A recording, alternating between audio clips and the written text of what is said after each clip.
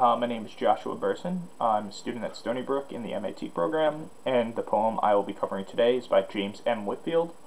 James M. Whitfield is an African-American poet. While little is known about his early life, we know he was born in New Hampshire, and that he was working in Buffalo in the 1840s, where he met Frederick Douglass, who helped him get some of his poetry published in a Rochester newspaper called the North Star.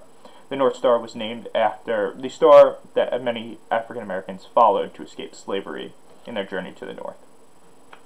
The poem by James M. Whitfield that I will be covering today is Yes, Strike Again That Sounding String.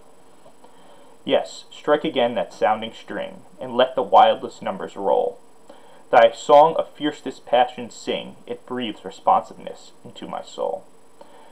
A soul whose gentlest hours were nursed in stern adversity's dark way, and over whose pathway never burst one gleam of hope's enlivening ray. If thou wouldst soothe my burning brain, sing not to me of joy and gladness. 'Twixt but increase the raging pain, and turn the fever into madness.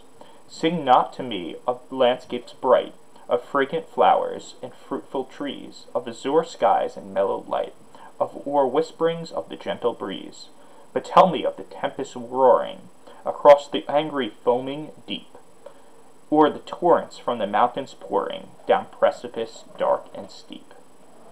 Sing of the lightning's lurid flash, the ocean's roar, the howling storm, the earthquake's shock, the thunder's crash, where ghastly terrors teeming swarm. Sing of battle's deadly strife, the ruthless march of war and pillage, the awful waste of human life, the plundered town, the burning village. Of streets with human gore made red, of priests upon the altar slain, the scenes of rapine, woe, and dread that fill the warrior's horrid train. Thy song may then an echo wake, deep in the soul long crushed and sad, the direful impressions shake, which threaten now to drive it mad. I chose James M. Whitfield's Yes, Strike Again That Sounding String for a few reasons. One being, I feel this poem is truly exemplatic of something we've discussed numerous times in this class.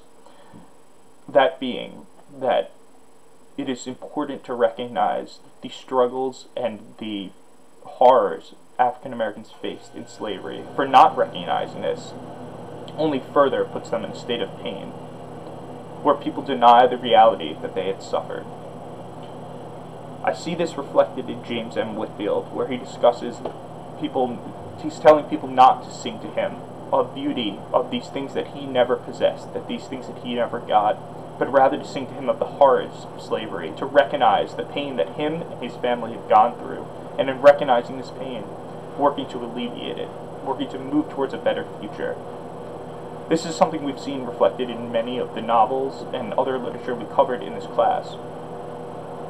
If we think back to Coates and his writing towards his son, he's constantly reminding and bringing up the pain that he struggled, the racism in America that constantly seeks to objectify African Americans and treat them as inferiors.